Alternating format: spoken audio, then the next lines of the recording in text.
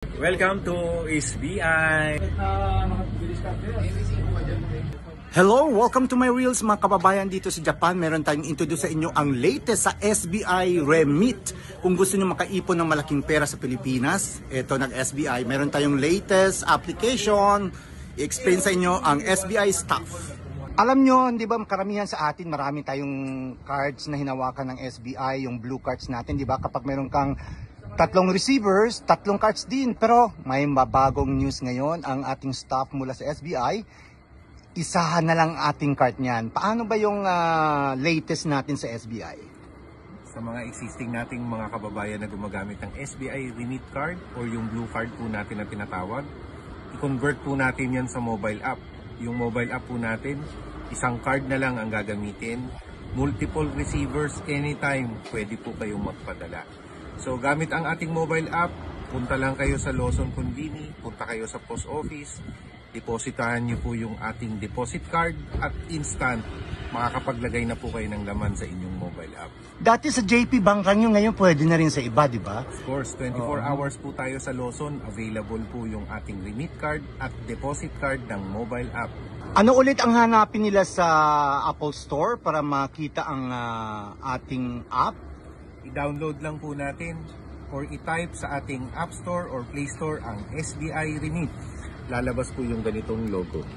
So ito yung ating code. Yan. Okay. Makikita ba natin kung makano na ang ating naipadala sa Pilipinas? Sa mobile app po natin, instant bago po kayo magpadala, mache-check nyo na po yung ating exchange rate. So sa ating pong pagre-remit din po sa SBI, available po tayo tatlong services. Meron tayong cash pick up, meron tayong bank account, meron din pong diretso sa mobile wallet or GCash. Kung gusto nyo po magpadala diretso po sa ating mobile wallet or GCash sa Pilipinas, instant makikita nyo po yung inyong exchange rate. Pag pindot nyo po ng, or pag type nyo po ng amount na gusto nyo ipadala, pindutin nyo lang po yung send. Within 10-15 minutes, nandun na po sa ating mobile wallet or GCash ang inyong padala. Wow, ang galing naman ng SBI natin. Sumasabay sa ating pagiging techie.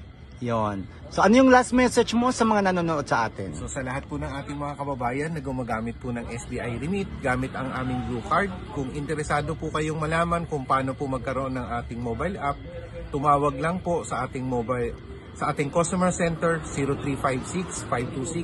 0356-526-759 or mag-message po sa ating Facebook account SBI Remit Tagalog. Sa mga kababayan po natin sa Japan na wala pa pong SBI Remit mobile app, i-download po natin ang ating app. Available po tayo sa Apple Store at sa Play Store po kung gamit niyo po ay Android phone. At pwede na po kayong mag-register instantly. Makakatanggap po kayo in 1 week or 10 days po ng aming deposit card. So instant, makakapagpadala na po tayo ng pera. Available din po tayo, Furikomi, kung meron po kayong sariling bank account, makakapag-transfer po kayo ng pera pupunta sa inyong mobile app. 24 hours po gamit ang inyong sariling bangko dito sa Japan. Ayun, magandang balita mo yan mula sa SBI. Eh, yung mga nanonood sa ating taga-ibang bansa na AFW, meron ding SBI sa kanilang bansa. Ano ba yung mga iba-ibang bansa na meron tayong SBI aside from Japan? Okay, sa ngayon po, meron po tayo sa Korea, yung aming pong SBI Cosmoney.